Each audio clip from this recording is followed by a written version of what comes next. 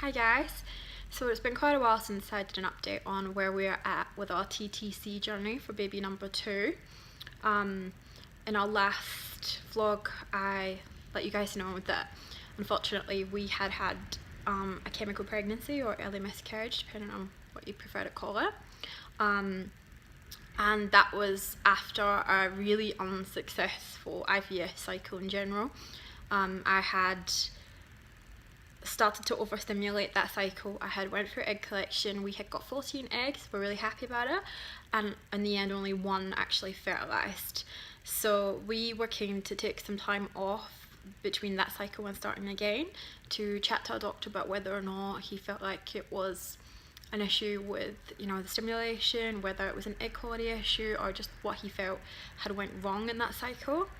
So we did that. We had a chat with him, and basically got the answer that a lot of people get when they go through IVF and things like this happen, that he really had no idea why that happened, and felt like basically the only way to try and figure out whether or not it was an issue with medication or an issue with my eggs themselves was to try another IVF.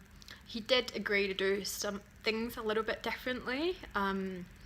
He really didn't feel like the down regulation part of the cycle was the issue, so we decided to continue with the Cineral to down reg, and he suggested that we try a different type of medication for stimulation.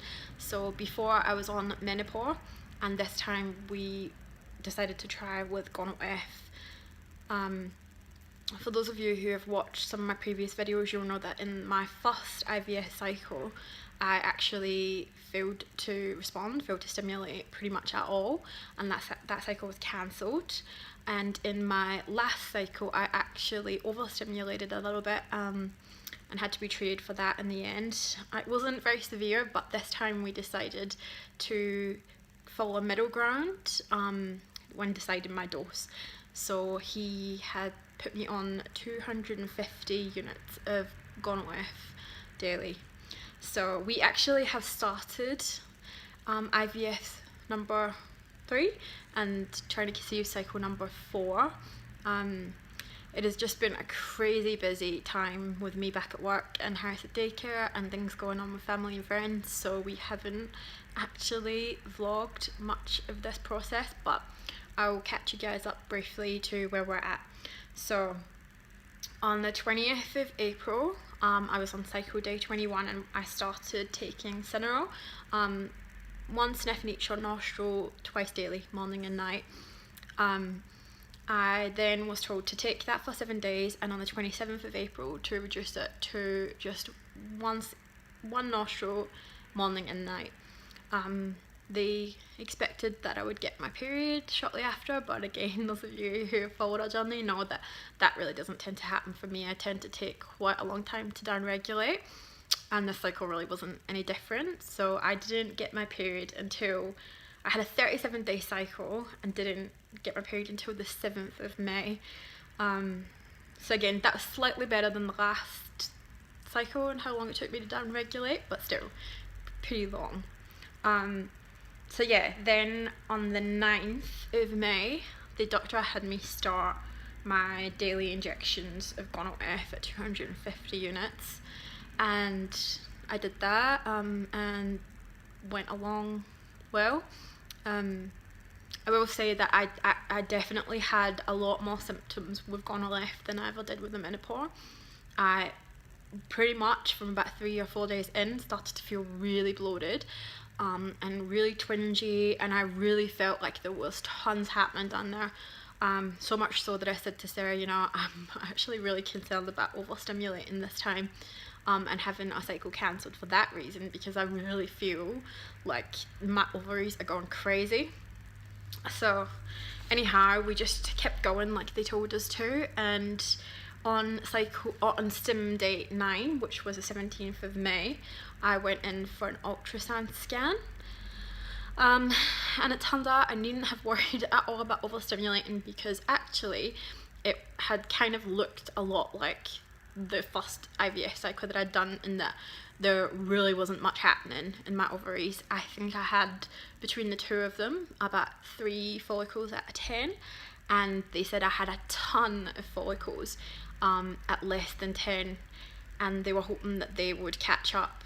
I was absolutely gutted and inconsolable, because that is exactly the news that I was told in cycle number 1, before they then rang me up later that day and cancelled the whole thing. So I was absolutely convinced that it was going to be cancelled, and like that was that. We were out the cycle as well, and yeah, I was pretty down about it.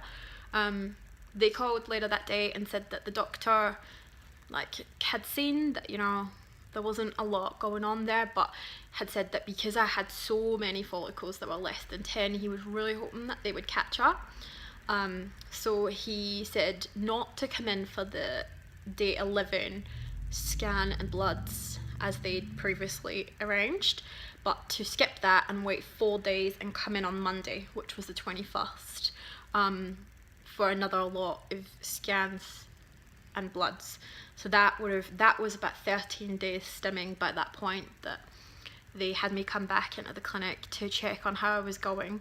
And I was so nervous that I felt sick during that scan. And thankfully, the coordinator nurse technician that was doing the scan told me that it was looking great, that I had lots of follicles around the 18 to 19 range. She didn't really tell me how many exactly, but she just said, look, you will be triggering tonight, so don't stress about running out of medications. Be prepared that the doctor will most probably phone and tell you that you will be triggering tonight. And I was so relieved that I actually cried in the clinic. I just hadn't been expecting that news. I was really convinced that the cycle was going to be cancelled. I think that just goes to show that I obviously just take a lot longer to stim than the average person, and that is okay. So yeah, this time it looked like that dose was perfect. It took a little bit longer, but you know, I got there in the end, and I didn't overstimulate this time, which was a relief and a lot better. I actually felt worse than I did when I overstimulated. I felt so bloated and just so tender, but I'll take it. I don't mind if it meant we got a good result. So they told me to trigger that night, and to come in for egg collection on Wednesday the 23rd of May, which was 2 days ago. So I went in then, just praying and hoping that they at least got a few, just like 1 or 2 or 3 eggs, and that this time we could get them fertilised. The doctor in our initial consultation had mentioned the possibility of doing ICSI, but he at the time just seemed to think that there wasn't really any need, because, you know, in his opinion, one of the main reasons to do ICSI was sperm issues, and we knew that the donor didn't have a sperm issue. You know, there's been a ton of live births using that donor, and we've got house from that donor. So he kind of said, you know, it's up to you guys, but like, I guess you just have to wait and see how many eggs you get, whether or not you think that you really need to cover all your bases and do ICSI. So we had kind of thought about it and done a lot of research, and even on the day we were kind of undecided. And our doctor hadn't been around to do our egg collection on Wednesday, so we kind of thought, oh well, you know, like, the decision's been taken out of our hands, he's not here to discuss it with, so we'll just let them do whatever they want, whatever they feel necessary. We'd signed all the paperwork for ICSI, so that they could do it if they felt it was necessary, but we didn't specifically request it.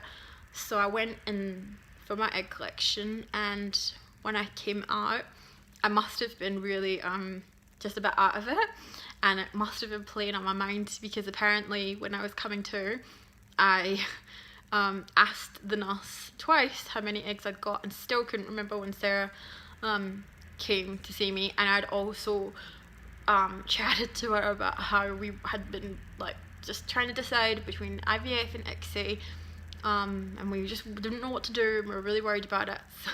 So bless her, the nurse actually had gone and got the doctor that did our egg collection, and he had brought him to come and see me, and he basically said, we've made the call for you based on what happened with your like non-fertilization last cycle, I think you should just do it. So like, it won't do any harm, just go ahead and do the ICSI. And I was so grateful to have somebody just make that call for me, to just tell me like straight, yep, this is what I recommend. So we were really relieved. And then when Sarah actually asked the nurse again for the third time, she told us we actually had 13 eggs retrieved. So we were pretty stoked with that. Of course, we just didn't want to get our hopes up too much, because last time we got 14 and only one of them fertilized. So we were kind of like cautiously happy this time. But yeah, it was great result, and like, we just kind of had to wait and see. So yesterday afternoon, after 2 o'clock, I ran the embryologist as directed, and she had some great news for me. Of the 13 eggs that they retrieved, 11 of them were mature. So that's heaps better than my last IVF cycle. I only had 6 eggs out of 14 the last time that were mature. So yeah, that's so much better. And of the 11 mature eggs, 10 of them fertilized with ICSI. So to say that it was a relief is really such an understatement. We were just so thankful to have got one step further again this time, and have the chance of having something to put back and something maybe to freeze, so that we don't have to go through all the IVF again. We could do a few frozen embryo transfers. So yeah, that's what we're at. Long story, but caught you guys up. It is Friday today, and I have to ring the clinic again after 2 p.m. It is about 10 to 12 at the moment, and find out how my embryos have been growing, where they're all at, and get some details, hopefully, for a 3-day transfer tomorrow on Saturday. So yeah, that is where we're at.